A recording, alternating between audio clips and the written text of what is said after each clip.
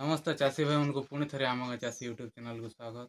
ଆସନ୍ତୁ ଆଜି ଗୋଟେ ଏନ୍ତା କିଛି ସମସ୍ୟା ବିଷୟରେ ଆମେ କଥାବାର୍ତ୍ତା ହେମା। ଯାହା ଇ ସମସ୍ୟା ଦେଖାଦେଲେ ପ୍ରାୟ ଟାଇମ୍ ଆମେ କ୍ଷତିରେ ଏକା ରହିଥିସାଁ। ଇ ସମସ୍ୟାଟା ହେଲା ଯେ ଆମେ ଯାହା ବି ଚାଷ କରିଥିସାଁ ସେନେ ଘାସ ହେବାରଟା। ଆଜି ଯେନ୍ଟା ଆମେ ଚର୍ଚ୍ଚା କର୍ମା ଯେନ୍ ବିଷୟଟା ହେଲା ବୁନା ଧାନରେ ଆମେ କେନ୍ ଲଟାମରି ମାର୍ମା ଆଉ କେତେ ଦିନେ ମାର୍ମା ଆଉ କେନ୍ଟା ମାର୍ମା ଆଜି ଆସୁନ୍ ସେ ବିଷୟରେ ଆଜି ଜାନ୍ମା।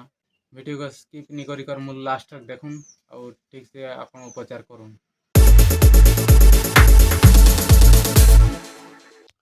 ସବୁ ଦର୍ଶକ ଭାଇମାନଙ୍କୁ ମୋର୍ ତରଫରୁ ସ୍ୱାଗତ। ଆସୁନ୍ ଆଜି ଯେନ୍ଟା ଚର୍ଚ୍ଚାର ବିଷୟ ଆମର ପାଖରେ ଅଛେ ବୁଣା ଧାନେ ଘାସ ମରା। କେନ୍ ଘାସ ମରା ଦେଲେ ନୂଆ ନୂଆ ଘାସ ଆରୁ ଆପଣଙ୍କର ଯେଉଁ ବିଲରେ ଆଉ ନାଇଁ ଗଜା ହୁଏନ ଏବଂ କେତେ ଦିନ ଭିତରେ ଘାସ ମରାର ପ୍ରୟୋଗ କରିପାର୍ମା ଫୁଲ୍ ଡିଟେଲ୍ସ ଆଇ ଜାନ୍ମା। ଦେଖୁନ୍ ବର୍ତ୍ତମାନ ଖରିଫ ଋତୁରେ ତ ସବୁ ଚାଷୀ ଭାଇମାନେ ଧାନ ବୁଣବାର୍ ଲାଗି ଆରମ୍ଭ କରିଦେଲେନ। ଯାହା ହେଲା କି ଆଉ ଗୋଟେ ମୁଖ୍ୟ ସମସ୍ୟା ଦେଖାଯାଉଛେ ଯେନ୍ଟାକି ବର୍ଷା। ଇ 2026 ତ ବର୍ଷାର ସମ୍ଭାବନା ଟିକେ କମ୍ ଦେଖାଉଛେ। ସୁପର ଏଲିନୋର ପ୍ରଭାବ ବି ପଡ଼ୁଛେ ବୋଲିକି ବୈଜ୍ଞାନିକ ମାନେ ଏବଂ ସୋସିଆଲ ମିଡ଼ିଆରେ ସବୁବେଳେ ଚର୍ଚ୍ଚାର ବିଷୟ ହେଇଛେ। ସବୁ ଦିକେ ଅନୁମାନ କରିକି ବି କେତେଟା ଚାଷୀ ଭାଇ ନିଜର ସୁବିଧା ଦେଖିକି ଧାନ ବୁଣି ସାରିଲେନ ଏବଂ ଯଦି ଧାନ ବୁଣୁଛନ୍ ତ ଆଉ ଗୋଟେ ମୁଖ୍ୟ ଦିଗକେ ଧ୍ୟାନ ଦେବାର୍ କଥା ଯେନ୍ଟାକି ଘାସ। ପ୍ରଥମରୁ ଯଦି ଇ ଘାସକେ ଦମନ ନାଇଁ କଲେ ତ ପରବର୍ତ୍ତୀ ସମୟରେ ଘାସଟା ବହୁତ ମାତ୍ରାରେ ବଢ଼ିଥିସି ଏବଂ ଆପଣଙ୍କ ଧାନ ଗଛକେ ନଷ୍ଟ କରିଦେବା। ଧାନ ଗଛଟା ଗ୍ରୋଥ୍ ହେବାରେ ସମସ୍ୟା ଦେଖା ଯାଇଥିସି। ସେଥିର୍ଲାଗି ଯଦି ଆମେ ପହିଲାରୁ ଯଦି ତାର ଉପଚାର ନି କର୍ମା ତ କ୍ଷତିଟା ଆମକୁ ଏକା ସହେବାକେ ପଡ଼ବା।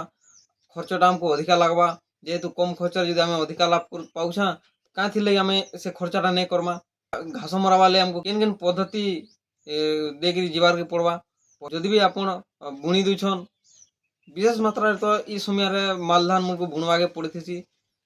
ଯେନ୍ ଜାଗାରେ ଅଧିକା ପାଣି ରହୁଛେ ସେ ଜାଗାରେ ତ ଜଗାସନ୍ ଚାଷୀ ଭାଇମାନେ, କିନ୍ତୁ ପ୍ରାୟ ଅଧିକା ମାତ୍ରାରେ ଧାନ୍‌କେ ବୁଣ୍ବାର୍କେ ଛାଡ଼ି ଦେଇଥିସନ୍।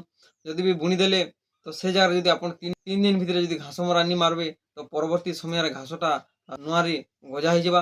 ସେଥିର୍ଲାଗି ଆପଣମାନେ କେନ୍ ଘାସ ମରା ମାରବେ ଆଜି ଆମେ ଇ ବିଷୟରେ ବିଶେଷ ଆଲୋଚନା କର୍ମା।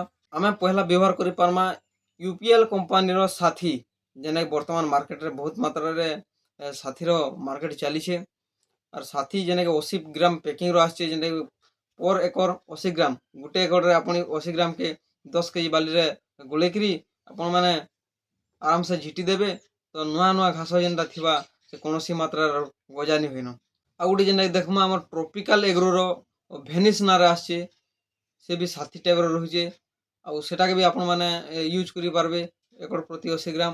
ଆଉ ଗୋଟେ ଯେନ୍ଟା ଆମର ଆସୁଛେ ସ୍ୱାଲ୍ କମ୍ପାନୀର ଆମେରାକ୍ସ ନାଁରେ, ଆର୍ ସେଟା ବି ଆପଣମାନେ ବ୍ୟବହାର କରିପାରବେ। ଆଉ ଗୋଟେ ଯେନ୍ଟା ଅଛେ ନାକାସା କମ୍ପାନୀର ସାହି ନାଁରେ ଆସିଛେ, ଯେନ୍ଟାକି ଇଟା ବି ଆପଣମାନେ ୟୁଜ୍ କରିପାରବେ। ଆଉ ଗୋଟେ ଯେନ୍ଟା ଅଛେ ଜୁ କମ୍ପାନୀର ଲାଠି ନାଁରେ ଆସିଛେ, ସେଟା ବି ଆପଣମାନେ ବ୍ୟବହାର କରିପାରବେ। ଆଉ ଗୋଟେ ଯେନ୍ଟା ଆସିଛେ ହେନେରଭା କମ୍ପାନୀର ଫିରୋଜ ନାଁରେ ଆସିଛେ। ଏଭଳିଆ ଅନେକ କମ୍ପାନୀ ବିଭିନ୍ନ କମ୍ପାନୀର ହାର୍ବିସାଇଡ୍ ଆସିଛେ, ଯେନ୍ଟାକି ଆପଣମାନେ ବ୍ୟବହାର କରିକିରି ଇ ବୁଣା ଧାନେ ଆପଣଙ୍କର ଘାସମାନଙ୍କୁ କଣ୍ଟ୍ରୋଲ କରିପାରବେ, ନୂଆ ଗଜା ହେବାକେ ନାଇଁ ଦେବେ।